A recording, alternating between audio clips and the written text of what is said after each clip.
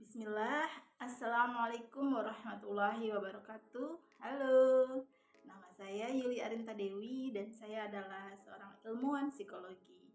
Teman-teman, Bapak Ibu, Kakak, Adik yang ingin belajar tentang psikologi, baik psikologi sosial, psikologi pendidikan, maupun psikologi organisasi, bisa lihat channel di bawah ini dan jangan lupa like, comment, and subscribe. Thank you.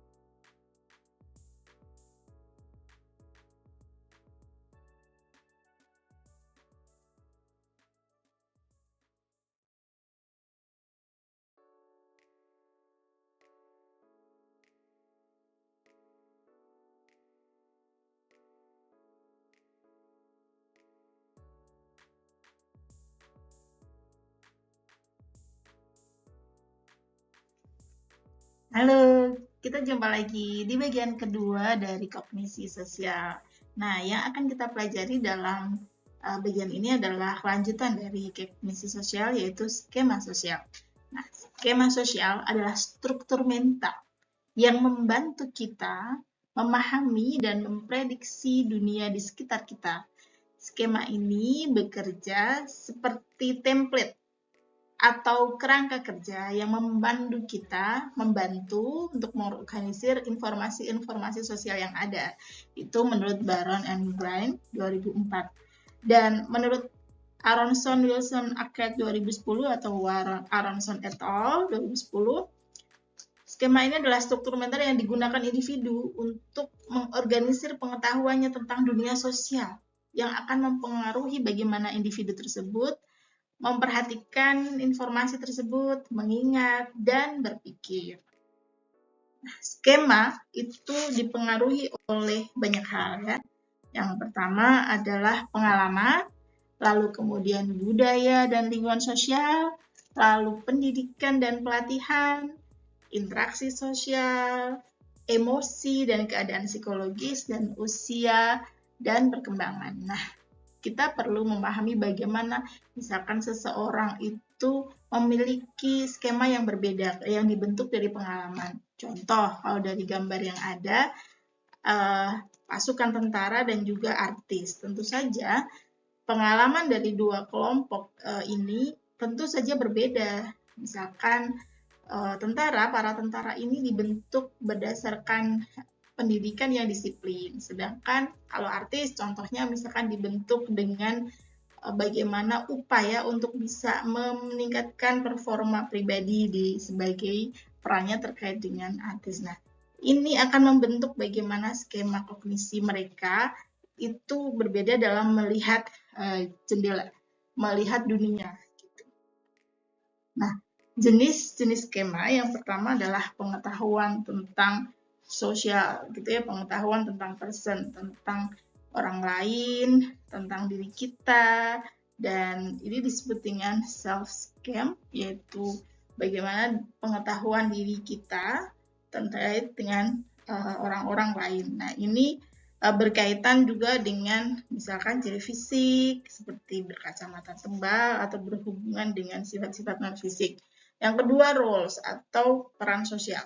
Peran sosial itu terkait dengan tugas dan peran individu-individu di sekitar kita. Ada yang berperan sebagai dosen, ada yang berperan sebagai dokter, ibu rumah tangga, dan lain-lain. Tentu saja peran itu akan membentuk bagaimana mereka akan menampilkan dirinya. Contoh misalkan guru. Guru itu bisa memiliki skema orang yang sederhana, baik hati, ya, berpengetahuan luas. Gitu. Lalu kemudian juga ada peristiwa khusus atau event. Event ini contoh perang, pemilu, kayak gitu ya. Ini akan memiliki perbedaan bagaimana seseorang itu melihat kesehariannya. Nah, skema ini seperti sebuah naskah yang mengatur bagaimana kronologi hubungan antar karakter. Nah, skema menurut Aronson et al. Juga skema dibentuk oleh budaya, pengalaman masa lalu di mana kita tinggal. Nah, skema-skema yang kita miliki itu mempengaruhi kondisi sosial kita. Nah, semakin kuat atau mapan dari sebuah skema, semakin dominan kognisi sosial kita dibentuk oleh skema. Dan semakin berat beban kognisi kita, atau semakin banyak pertimbangan, suatu pengalaman, dan sebagainya yang ada dalam pikiran maupun kognisi kita, maka semakin banyak informasi yang kita terima, sehingga semakin kuat skema tersebut akan terbentuk dan digunakan. Nah, dan ini akan mempengaruhi kita bagaimana kita memperhatikan sesuatu, ya, bagaimana kita menseleksinya dan bagaimana mengingat informasi yang kita terima. Nah, juga selain itu, skema ini juga memiliki dampak negatif, yaitu satu, ada distorsi realitas yang sebenarnya, atau kemudian kita ada membentuk prasangka, lalu kemudian sulit diubah meski diberi informasi yang bertolak belakang. Nah, kita akan lihat bagaimana fakta-fakta yang ada saat ini, informasi itu dibentuk misalkan di media sosial, dan ketika itu sudah menjadi sebuah skema yang dipercaya oleh seseorang, untuk bisa mengkonfirmasi lagi, untuk bisa merubah itu sulit gitu, karena itu sudah dianggap sebagai sebuah kebenaran. Nah, menurut Baron and Brine 2004, 3 proses dasar skema mempengaruhi kognisi sosial. Yang pertama adalah atensi atau perhatian. Bagaimana informasi itu datang dan kita perhatikan. Yang kedua, itu ada proses coding di mana informasi itu disimpan di dalam memori, ya. Ini ada di internal diri kita, di dalam otak. Lalu kemudian ada proses pemanggilan kembali atau retrieval. Bagaimana kita mengeluarkan informasi dari ingatan dan menggunakannya kembali untuk tujuan tertentu. Nah, skema yang kita gunakan untuk interpretasi dan menilai dunia luar dipengaruhi oleh accessibility. Accessibility adalah sejauh mana skema atau konsep tertentu berada di bagian depan dari pikiran kita. Gitu. Nah, ini pengalaman masa lalu, goal atau tujuan saat ini, dan juga priming. Nah, priming itu adalah bicara tentang pengalaman saat ini. Nah, oke, kita lanjut pada bagian kedua, ya. Priming ini adalah proses di mana pengalaman, atau kita bisa menyebutnya sebagai stimulus saat ini, itu meningkatkan akses terhadap skema, trait, atau konsep. Nah, bertambahnya atau meningkatnya informasi dalam ingatan dan kesadaran karena hadirnya stimulus. Priming itu contoh dari cara berpikir otomatis karena secara cepat, tidak disadari dan tidak sengaja.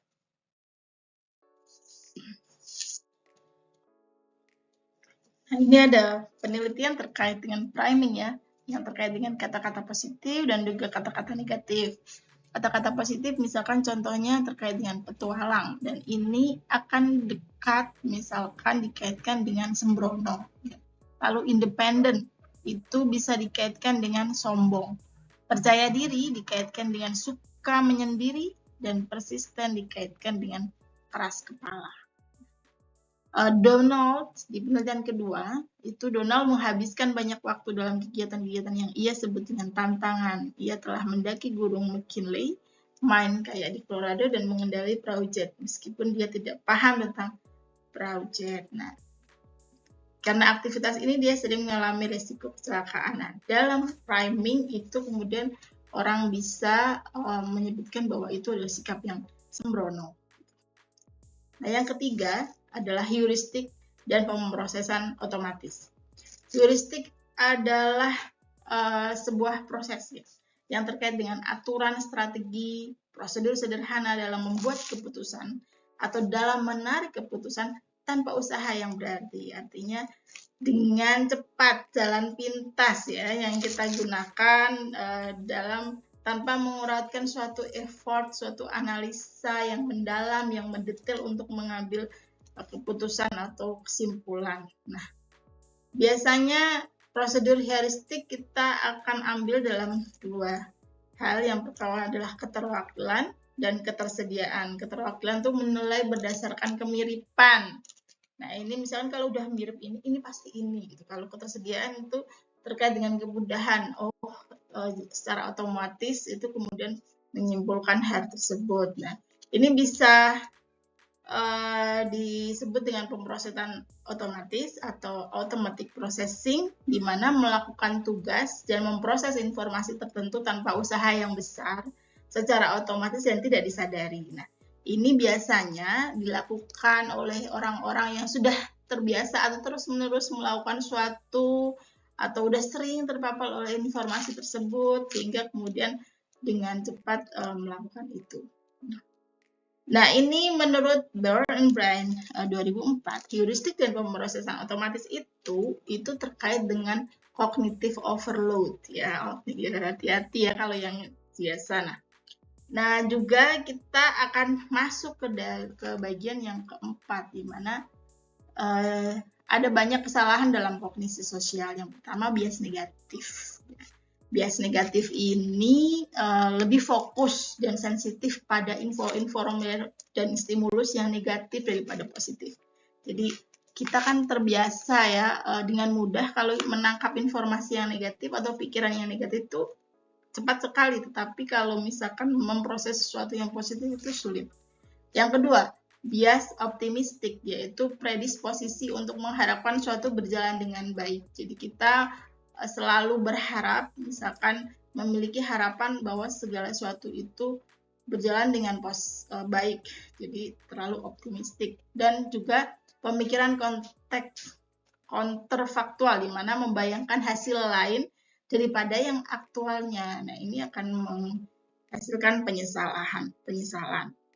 Lalu ada juga pemikiran magis, berpikir dengan melibatkan asumsi yang tidak mendasar dari alasan rasional. Gitu. Kita bisa melihat pada diri sendiri atau bertanya pada diri sendiri, kita biasanya melakukan kesalahan kognitif yang mana. Dan atau yang terakhir adalah menekan pikiran, yaitu usaha untuk mencegah pikiran-pikiran tertentu tidak muncul dalam kesadaran melalui proses pemantauan